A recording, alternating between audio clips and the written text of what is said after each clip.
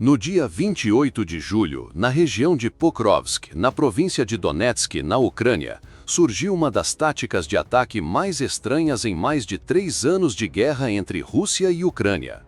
Segundo relatos da RBC Ucrânia, as forças russas usaram infantaria combinada com bicicletas para lançar ataque surpresa contra posições defensivas da 3ª Brigada de Assalto Espartana da Guarda Nacional Ucraniana. Soldados ucranianos descreveram essa tática como a Rússia usando o que chamam de infantaria descartável, avançando em grupos densos de bicicleta e a pé para criar um elemento surpresa em meio a desafios logísticos russos e escassez de veículos motorizados, além de tentar, temporariamente, neutralizar os ataques de drones baratos da Ucrânia contra alvos russos de alto valor, que custam muito mais. Com o baixo custo dessas bicicletas de 2 rodas, apenas algumas dezenas a algumas centenas de reais cada uma, a Rússia calculou que a Ucrânia hesitaria em sacrificar drones FPV que valem milhares de reais e são bem mais caros. Com o baixo custo dessas bicicletas de 2 rodas, a Rússia calculou que a Ucrânia hesitaria em sacrificar drones FPV que valem milhares de reais e são bem mais caros. De acordo com o Instituto para o Estudo da Guerra, a Rússia está intensificando os ataques na direção de Pokrovsk para ganhar vantagem estratégica no Donbas, mas eles frequentemente falham devido à superioridade da Ucrânia em tecnologia de drones. A revista Forbes observou que a Rússia depende cada vez mais de veículos leves, como bicicletas e motocicletas, por causa das enormes perdas de tanques e veículos blindados, com mais de 15 mil destruídos desde o início da guerra. A agência Reuters relatou os ataques contínuos nessa área, destacando que a Rússia capturou algumas vilas pequenas, mas sofreu pesadas baixas. A manhã do dia 28 de julho começou com uma névoa densa cobrindo os campos de trigo nos arredores de Pokrovsk, onde o terreno era formado principalmente por áreas queimadas por bombardeios russos anteriores, usando canhões 152 mm 2A36 Giasint B, com alcance de até 27 quilômetros. O ar úmido carregava o cheiro forte de pólvora da noite anterior, quando os canhões russos dispararam munições de fragmentação na área, criando crateras profundas e espalhando destroços por todos os lados. Segundo o Instituto para o Estudo da Guerra, esses bombardeios faziam parte de uma campanha maior para enfraquecer as defesas ucranianas antes dos ataques de infantaria. Cerca de 3 quilômetros a leste das linhas ucranianas, um grupo de infantaria russa de uma unidade motorizada começou a se preparar para o ataque. O grupo tinha cerca de 15 homens, cada um equipado com uma bicicleta de montanha de uso civil, com quadro leve de aço e pneus de 66 centímetros com cravos para agarrar terrenos acidentados, permitindo movimentos silenciosos, ao contrário de veículos motorizados. Estas bicicletas, como relatou a Forbes em casos semelhantes de ataques com motocicletas, provavelmente foram coletadas de fontes civis ou importadas baratas da China, com capacidade de carga de 120 quilos, suficiente para carregar soldados e suas armas. Cada soldado russo usava uniformes camuflados com padrões de folhas desfocadas para se misturar nas florestas esparsas e campos, e carregava um fuzil automático AK-12 com alcance efetivo de 500 metros e carregadores de 30 munições de 5,45 mm, além de várias granadas F1 com raio letal de 5 metros.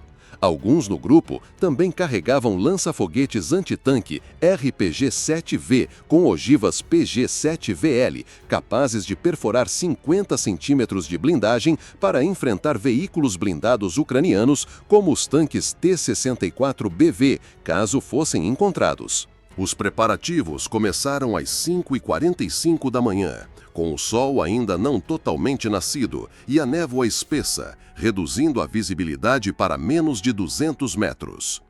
Os soldados russos verificaram cuidadosamente suas bicicletas, inflaram pneus, prenderam mochilas com munição, água e barras de ração nos suportes traseiros para evitar derramamento durante o movimento. E ajustaram as alças das armas para saque rápido, caso precisassem atirar de repente. Eles formaram uma fila única, com 5 a 10 metros entre cada homem, para minimizar o risco de destruição coletiva se fossem avistados por artilharia ou drones.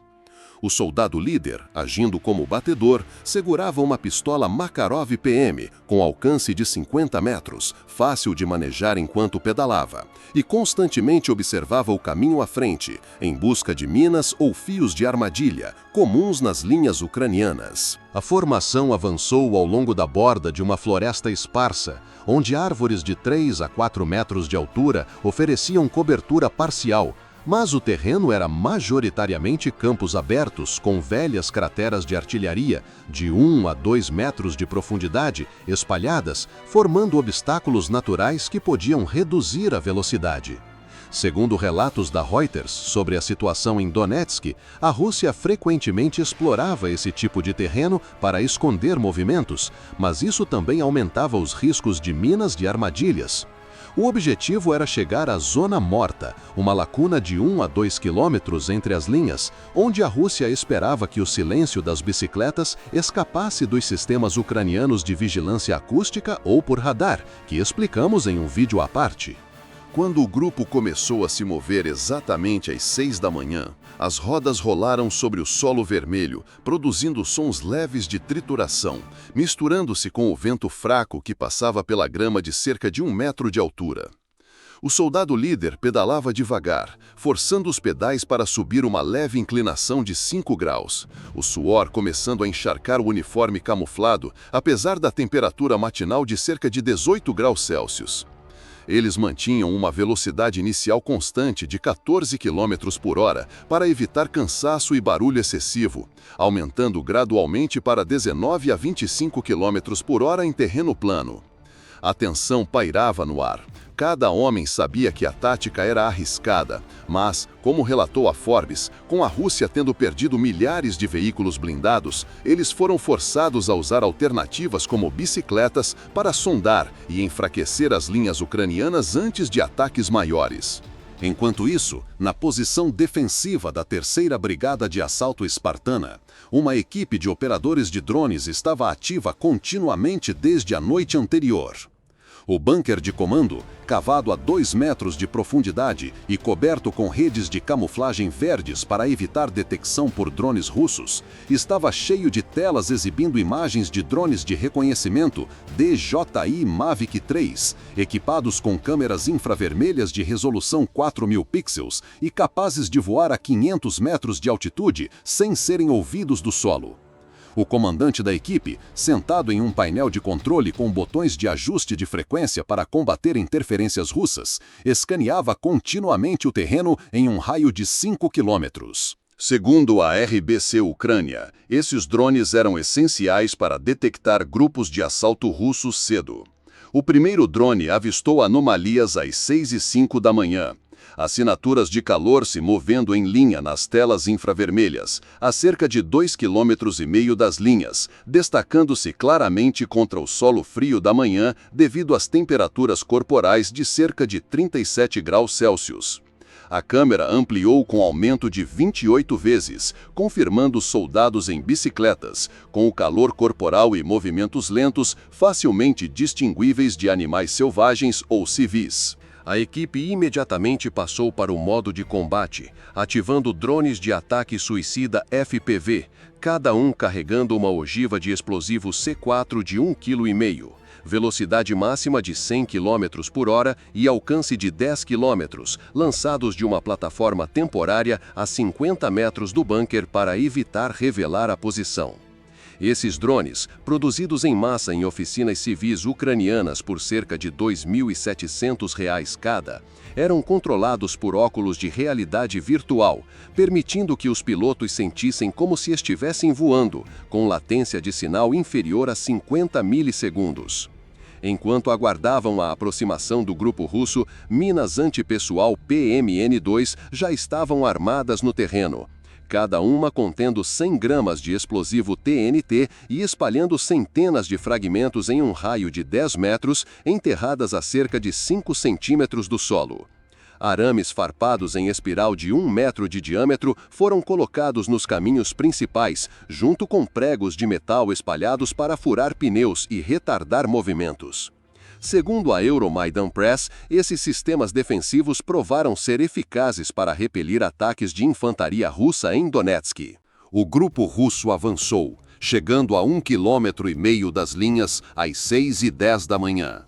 O soldado líder parou brevemente para observar com binóculos compactos, os ouvidos atentos a sons estranhos, como o zumbido de drones, mas ouvindo apenas o vento e as rodas dos companheiros no solo úmido. Um soldado no meio da formação sussurrou pelo rádio, relatando nenhum alvo detectado. Mas o sinal estava fraco devido ao terreno montanhoso e possível interferência de equipamentos ucranianos de bloqueio. O contra-ataque da Ucrânia começou às 6h12 da manhã.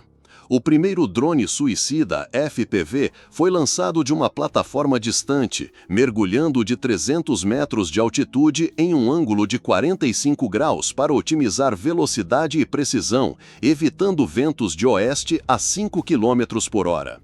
O piloto do drone, monitorando por uma tela de alta resolução, ajustou a trajetória, mirando a bicicleta líder, que se movia a 22 km por hora. No impacto a 80 km por hora, o drone atingiu o quadro de aço com precisão, detonando a ogiva C4 com força equivalente a 2 kg de TNT. A explosão ecoou como trovão na manhã silenciosa, destruindo o quadro da bicicleta em pedaços pequenos espalhados em um raio de 3 metros, com fragmentos de metal de 10 centímetros cravando-se profundamente no solo. O soldado líder foi arremessado a 5 metros, o corpo batendo no chão duro com cerca de 200 quilos de força, sofrendo ferimentos graves no peito por um fragmento de metal afiado de 15 centímetros. Ele ficou imóvel, a respiração enfraquecendo, entre destroços de bicicleta, como pedaços de metal retorcido, com a roda dianteira voando 4 metros e volando mais 2 metros antes de parar. O caos se espalhou imediatamente pelo grupo russo. Os soldados restantes, ouvindo a explosão a 20 a 30 metros de distância, frearam bruscamente, abandonando as bicicletas, deitando-se no chão, segurando os fuzis AK-12 com força, os olhos varrendo o céu em pânico, suor frio escorrendo pelas costas. Um soldado próximo disparou várias rajadas para o céu com seu AK-12 a 600 tiros por minuto, esperando intimidar ou distrair. Mas as balas voaram inofensivamente para cima. O terreno agora era uma grande desvantagem. Campos abertos sem cobertura mais profunda que 1 metro. Apenas grama esparsa e velhas crateras onde o solo afundado podia reduzir a mobilidade em 50%. Segundo análises da Forbes sobre ataques semelhantes com motocicletas, grupos russos frequentemente falhavam nessa fase por falta de proteção, levando a altas baixas. O segundo drone FPV foi lançado apenas 2 minutos depois, às 6h14 da manhã, de outra posição para evitar detecção. Ele mergulhou a uma velocidade semelhante de 80 km por hora, mirando 3 soldados agrupados perto de um arbusto esparso de 3 metros, a 15 metros da primeira explosão. O piloto ajustou levemente para ventos cruzados, garantindo impacto preciso na mochila de um soldado central que continha munição. A explosão irradiou força, fragmentos do C4 viajando a 800 metros por segundo, cortando tecido de camuflagem de 2 milímetros de espessura, matando 3 instantaneamente. O grupo russo, agora reduzido a 11, se dispersou ainda mais, com 10 a 15 metros entre indivíduos, alguns tentando recuperar bicicletas para recuar, mas muitas danificadas e imóveis, forçando o abandono em grupos e a fuga a pé. O terceiro drone atacou às 6h18 da manhã, mirando um grupo de 4 homens buscando cobertura em uma antiga cratera de 1,5 metro de profundidade a 30 metros da explosão anterior. A trajetória foi calculada precisamente por software de controle para evitar terreno irregular, e o drone atingiu o solo perto deles em um ângulo de 30 graus, detonando para criar uma onda de choque de 4 metros de raio, arremessando 2 com 150 quilos de força e matando-os com fragmentos. Os dois restantes, atordoados com surdez temporária pela pressão da explosão, tentaram revidar com fuzis AK-12, mas com mãos trêmulas, as balas desviaram 20 graus e caíram inofensivamente a 300 metros de distância. Até agora, o grupo russo estava totalmente desorientado. Chamadas de rádio por apoio na frequência de 148 MHz não foram respondidas devido a interferências de equipamentos ucranianos de bloqueio com 100 watts de potência, sem resposta do comando a 3 quilômetros atrás. Eles começaram a se dispersar mais, alguns correndo de volta para as posições iniciais com passos exaustos, uniformes encharcados de suor e respiração ofegante. A perseguição restante durou mais 10 minutos, com o quarto drone lançado às 6h20 da manhã, carregando uma ogiva de termite em vez de explosivo padrão para incinerar alvos. Ele mergulhou em direção a um grupo de 3 homens, tentando cavar cobertura temporária com pás de 50 centímetros a 50 metros da floresta esparsa. O impacto inflamou o termite, criando chamas a 2.500 graus Celsius, espalhando-se em um raio de 2 metros, consumindo a grama ao redor com fumaça preta subindo 5 metros e os corpos instantaneamente. Às 6h25 da manhã, apenas 2 soldados sobreviveram, exaustos, com respiração ofegante e ferimentos leves, rastejando de volta pela borda da floresta a 1,5 km por hora, as mãos agarrando a grama alta para se esconder. Mas o drone final, voando a 200 metros com câmera térmica, detectou as assinaturas de calor restantes e mergulhou em um ângulo de 60 graus, eliminando todo o grupo com uma explosão precisa na posição deles. Nenhum alcançou as linhas ucranianas, deixando a cena com destroços de bicicletas carbonizadas, rodas retorcidas, corpos espalhados em um raio de 100 metros e o cheiro de fumaça de pólvora pairando no ar da manhã. O assalto falhou completamente, demonstrando a eficácia da guerra com drones, como analisado pelo Instituto para o Estudo da Guerra em relatórios sobre o Donbas. Mas isso foi apenas uma pequena parte do cenário maior em Pokrovsk, onde a Rússia conduziu múltiplos assaltos no dia 28 de julho, capturando algumas vilas pequenas, mas sofrendo grandes perdas. Esses ataques, segundo a Euromaidan Press, refletiam o desespero russo em Pokrovsk, buscando posições estratégicas, mas frequentemente sofrendo altas baixas devido à escassez de blindados. O Instituto para o Estudo da Guerra notou que a Rússia executou pelo menos 39 assaltos nessa direção, naquele dia, focando em infantaria móvel leve para sondagens. A Forbes acrescentou que o uso de bicicletas e motocicletas sinalizava declínio, com a Rússia perdendo mais de 3.000 tanques desde o início da guerra, forçando o uso de veículos civis baratos para evitar desperdiçar ativos caros contra os drones baratos da Ucrânia. A Reuters destacou que, embora a Rússia tenha capturado algumas vilas, conforme relatado no dia 26 de julho, ataques diretos a Pokrovsk causariam grandes perdas, como visto em vídeos de fontes ucranianas. Expandindo ainda mais, segundo a RBC Ucrânia e a MSN, as unidades espartanas não dependiam apenas de drones, mas coordenavam com artilharia para repelir ondas maiores. Por exemplo, a oeste de Pokrovsk, um grupo russo de 30 homens, com bicicletas e a pé, moveu-se às 9 da manhã, em um terreno que incluía um riacho de 5 metros de largura. Eles tentaram atravessar empurrando as bicicletas por água de 50 centímetros de profundidade, mas drones detectaram às 9h05 da manhã. Obuses M777 dispararam uma salva de 3 tiros, cada um criando crateras de 1 metro, matando 5. Drones FPV atingiram o restante, explodindo bicicletas com fragmentos na corrente, espirrando água. Um soldado tentou nadar para escapar, mas um drone o rastreou e atacou, terminando com uma explosão subaquática. Na guerra de atrito em curso na Ucrânia, as forças russas mudaram para o uso de bicicletas e motocicletas em assaltos de infantaria, principalmente porque custam muito menos que os veículos aéreos não tripulados da Ucrânia, segundo análises da Forbes e da Business Insider. Esses veículos civis de 2 rodas, muitas vezes custando apenas algumas centenas de reais cada, são vistos pela Rússia como iscas baratas para desafiar os cálculos de custo-benefício da Ucrânia. Kyiv hesitaria em sacrificar um drone FPV, que vale cerca de R$ 2.700 a R$ 5.500 para destruir um alvo mais barato, ajudando a Rússia a minimizar perdas em comparação com o uso de tanques T-90 de milhões de reais, que facilmente se tornam alvos principais em combates dominados por drones.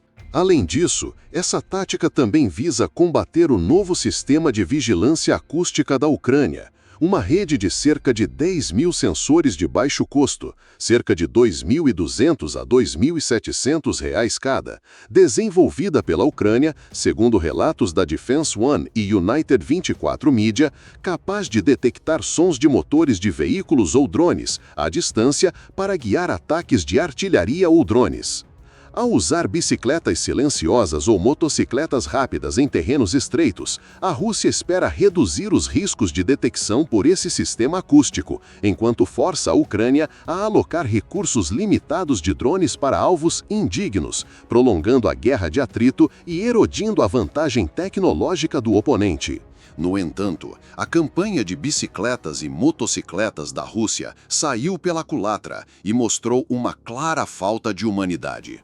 Embora a Rússia calculasse que o baixo custo dos veículos de duas rodas faria a Ucrânia hesitar em usar drones FPV mais caros, as forças ucranianas ainda assim empregaram drones agressivamente para eliminação completa, priorizando a defesa das linhas e as baixas inimigas, resultando em enormes perdas de pessoal russo sem ganhos estratégicos, como analisado em relatórios do Instituto para o Estudo da Guerra sobre operações fracassadas no Donbas.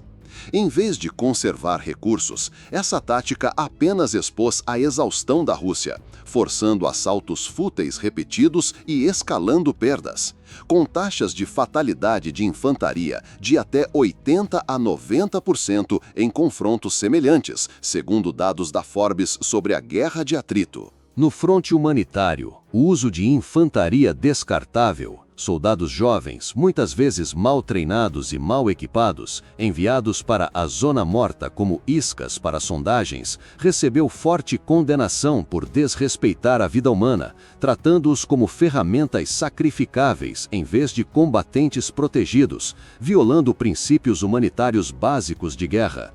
Organizações como a Human Rights Watch e a Anistia Internacional documentaram inúmeros casos de soldados russos coagidos a esses assaltos suicidas, levando a traumas psicológicos severos e deserções crescentes, com centenas relatadas apenas na direção de Pokrovsk em julho. A campanha não apenas falhou militarmente, erodindo a moral das tropas russas que se sentiam abandonadas, mas também prejudicou a imagem internacional da Rússia, reforçando argumentos de que Moscou está prolongando a guerra por meio de sacrifícios inúteis, segundo análises da Reuters e da BBC sobre direitos humanos no conflito da Ucrânia. O campo de batalha de Pokrovsk, segundo o Instituto para o Estudo da Guerra, permanece um ponto quente, com a Rússia avançando mais perto pelos flancos, mas a Ucrânia se mantém firme graças à tecnologia. A Forbes concluiu que tais táticas russas apenas inflacionam as perdas de pessoal, com taxas de fatalidade dobrando as de assaltos motorizados.